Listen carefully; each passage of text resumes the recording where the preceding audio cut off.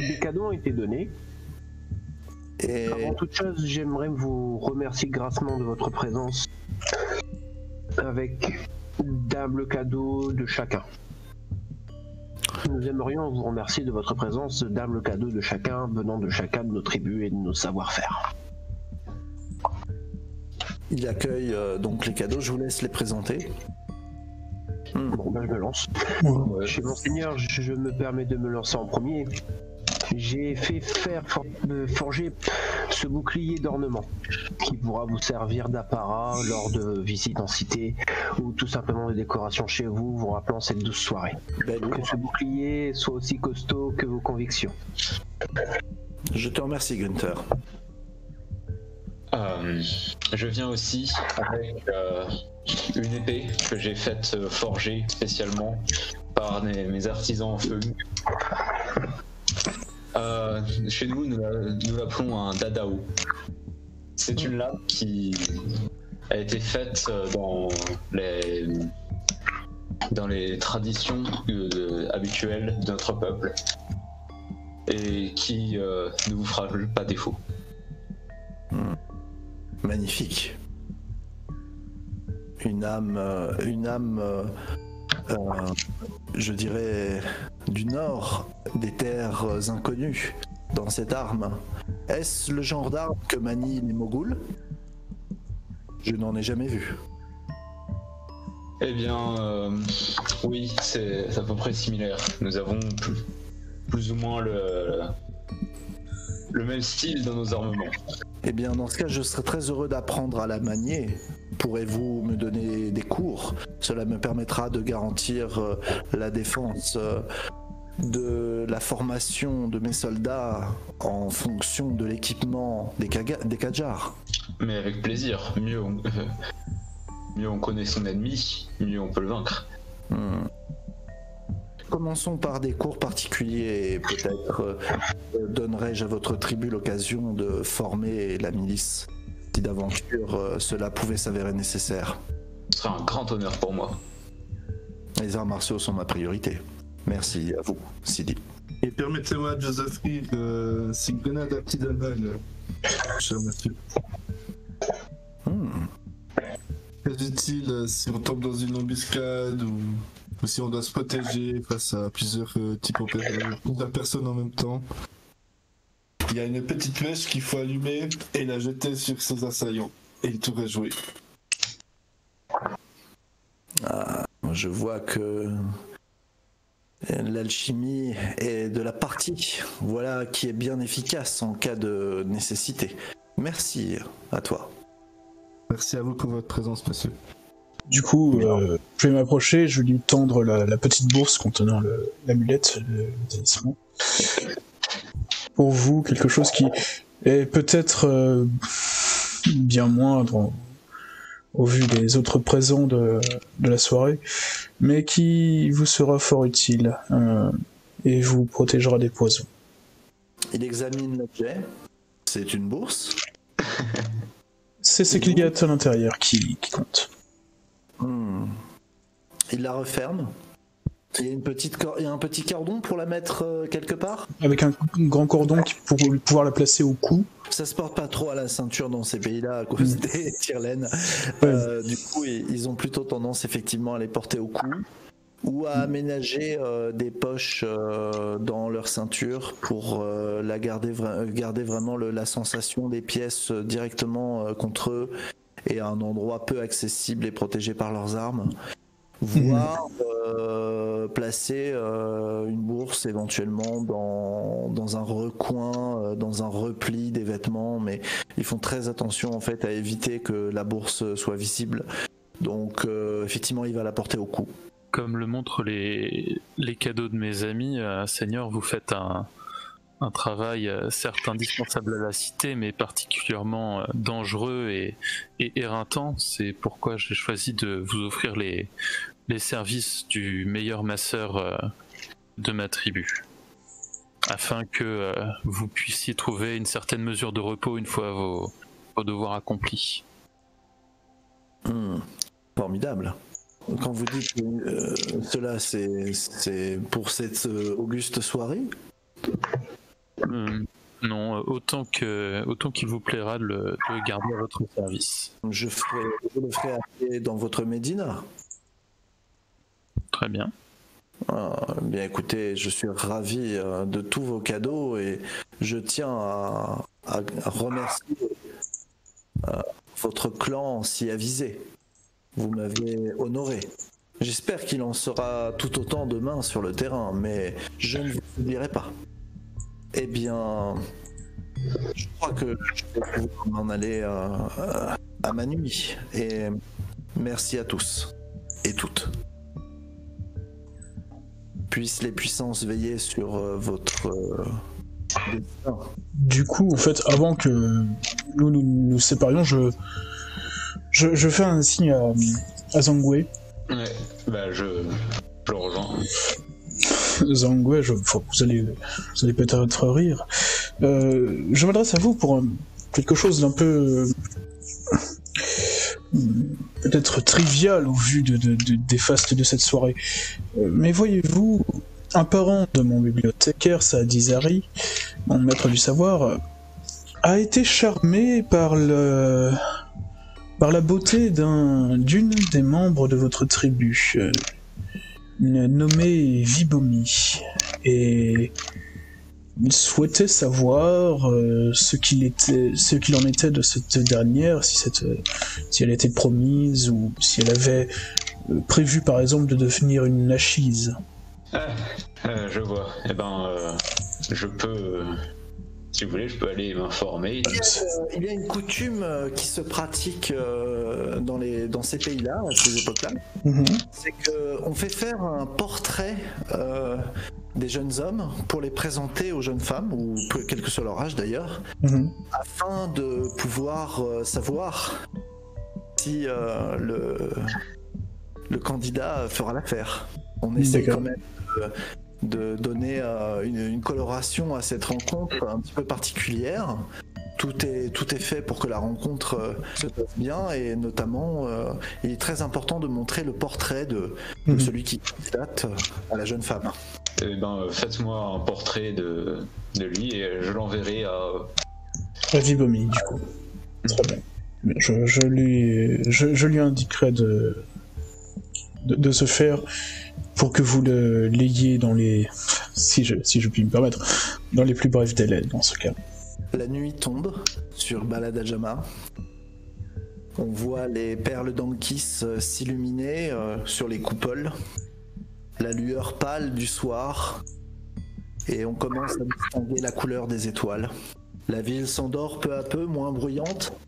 Très bien, vous rentrez chacun dans vos demeures. C'est ce que j'allais dire, je vais faire de même. Ouais, c'est tellement loin mon lit. Ah non, c'est là. Non. La ville s'endort. Au petit matin, vous êtes réveillés par vos valets respectifs afin d'honorer votre mission. Commencez peut-être cette journée par les rites. Pour ma part, moi je vais me lever, je vais d'abord changer mes pansements. Devant le soleil levant, vous êtes prié de faire une ablution chaque matin après avoir adressé votre remerciement au soleil pour son lever. Le soleil étant le dieu Shamash. Merci soleil. Je prends, avant de faire quoi que ce soit en me levant, je prends le temps que je dois prendre pour remercier le dieu Shamash. Je vais faire ma toilette hebdomadaire et changer mes pansements pour aller déjeuner. On est passé à 2 doigts de l'échec critique. Ah oui, le double 1, oui. C'est pas brillant comme j'ai. Hein. Eh ben, dans ce cas, autant charger la mule, je m'embarque les 3 journaliers de l'émir. Voilà. Les autres, que faites-vous? Bah moi perso je pense que je vais aller rejoindre le capitaine aux portes de la ville. Si jamais je propose à Inata de venir, on ne sait jamais. D'accord. Qui d'autre? Du coup, moi je vais venir vu que c'est un peu mon taf. Et De facto, je vais emporter avec moi juste une troupe de journaliers, mais qui ne sera pas là pour se battre, parce que je pars du principe que avec Zangwei, Jamila, Gunther et les capitaines de la garde, il y aura largement assez de combattants de notre côté. Ceux que je vais emmener avec moi, donc c'est à peu près 6 personnes si je ne m'abuse, seront plus là pour des... Un journalier a une valeur de 6 personnes dans une mission standard, 12 personnes sur le champ de bataille, puisqu'en fait, ils emmènent avec eux une partie du personnel du local concerné, de l'emplacement concerné. Est-ce que tu prévois des talismans ? Je vais prévoir peut-être un talisman supplémentaire, en effet. Tu peux emporter 3, tu peux emporter autant que tu veux, mais tu peux en activer que 3 en même temps. Bien entendu, mais... je pense que... Je vais prendre 2 talismans. Le premier est la détection des pièges. Et le second, la détection des incidents. D'accord. Vous arrivez aux portes de la ville au moment... Je viens avec 3 journaliers. Ouais. D'accord. On va arriver avec une armée énorme. Ça va faire tellement de bruit que quand on arrivera, le camp il sera vide. 3 journaliers, je suppose, du laboratoire. Donc, vous sortez de la ville en compagnie du capitaine. Vous traversez les taudis de l'extérieur. Donc voilà, donc vous arrivez sur les taudis aux extérieurs de la ville et vous voyez de temps en temps émerger la gueule de Rakshasa, de quelques Rakshasa. Les Rakshasa sont des hommes à 4 bras et tête de lion qui malheureusement vivent ici en compagnie des humains, bon gré mal gré, car ils n'ont plus de terre, ils ont migré de leur territoire du Shadirai suite aux conquêtes des Moghuls et ils ne sont pas du tout dans leur élément dans cet espace étriqué et sentant les effluves des humains. On en voit rarement et surtout pas aux abords des cités impériales humaines. Ce spectacle est assez étrange. Vous sortez de la ville et vous commencez à rentrer dans le désert. Nous avons cet espace qui est bordé de montagnes. Donc vous voyez au-dessus ce sont des montagnes et en dessous c'est du sable. C'est le sable du désert. Et vous avez un renflement qui s'aventure en canyon, donc dans le creux des montagnes, on dirait des grands blocs de roches qui s'effritent de tous bords, sauf sur certains aspects qui tombent à pic comme des falaises. On y trouve un peu de végétation parfois, quelques plantes qui poussent ça et là, chopant l'humidité qui ruisselle sur le bord des falaises, et également de petits insectes. Et dans le renflement, vous voyez ici une grotte tout à fait banale. Il y a des choses visibles en extérieur, genre des bâtiments, des installations, des tentes. On va faire un petit jet de fouille par conscience pour voir s'il y a des traces, en tout cas, d'occupation au sol. Il y a effectivement des traces de campement. On voit des trous dans la terre ou dans le sable, des petits trous qui semblent indiquer des piquets de tentes. On distingue également un certain nombre de pas, et notamment en direction de la grotte. Je suppose que notre gigantesque armée ne peut pas rentrer. Il faut des hommes de tête et il faut choisir comment vous organisez votre expédition dans la grotte. Alors, j'avais ceci dit une petite question. Donc là, tout ça, c'est le renflement, etc. C'est les traces du campement. Est-ce qu'il y a des choses sur les murs ? Les murs sont absolument... Enfin, c'est pas des murs, hein, des falaises. Enfin, les falaises. naturel. Il n'y a aucune trace de modification, de construction. Rien aux alentours de la grotte. Non plus. Ce que je propose, j'ai pris 60 de mes hommes. On en met 30 devant en tête de marche, 30 en fermeture de marche. Et vous au milieu? Moi je propose de passer devant parce que j'ai un sort d'imprécation qui me permet de voir dans le noir. Je rends donc Nyctalope. Oui. Après, si tu vois dans le noir, il reste 120 bonhommes derrière qui eux ne voient pas dans le noir et vont se manger tous les gadins. Quoi. Attention à la marche là. Ah S'il y a des gens de Notre chasseur de vestiges n'a pas prévu des lanternes? Oui, on a largement de quoi. Et puis de toute façon, beaucoup trop de personnes ne feraient que nous gêner. En effet, scinder la tribu en deux peut être utile. Pour sécuriser le coin, en fait, tout bonnement. Après, pour le reste, dans la grotte, on verra. C'est vrai qu'on n'a pas beaucoup de... On risque de ne pas avoir beaucoup de...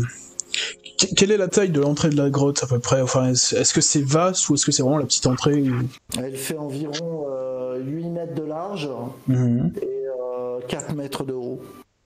Ah, C'est la petite entrée. C'est pas immense quoi. Quoi qu'il en soit, c'est Elle mastoc. s'enfonce vers le sud, donc elle est complètement à contre-jour. En m'approchant, j'aimerais un petit peu... Ouais, voilà, en utilisant juste une lanterne, juste voir un petit peu comment est-ce que semble s'orienter la grotte, sans... au-delà de l'entrée, quoi. Comment est-ce qu'elle semble se rétrécir, s'élargir, partir dans plusieurs directions? Donc tu t'aventures à l'intérieur? À l'entrée, juste à l'entrée, j'élève la lampe juste de façon en fait à pouvoir voir, à dissiper les ombres au moins sur le début pour me faire une idée de ce que cela peut, enfin pour émettre au moins une hypothèse de la configuration, des lieux, etc., du nombre de personnes qui peut être nécessaire d'emmener. Alors la grotte semble donc s'engouffrer assez maladroitement. Elle prend à peu près cette forme. Voilà. Elle n'est pas très profonde. Et à l'extrémité, il te semble voir quelque chose d'étrange. Mais de là où tu es, tu as du mal à voir quoi.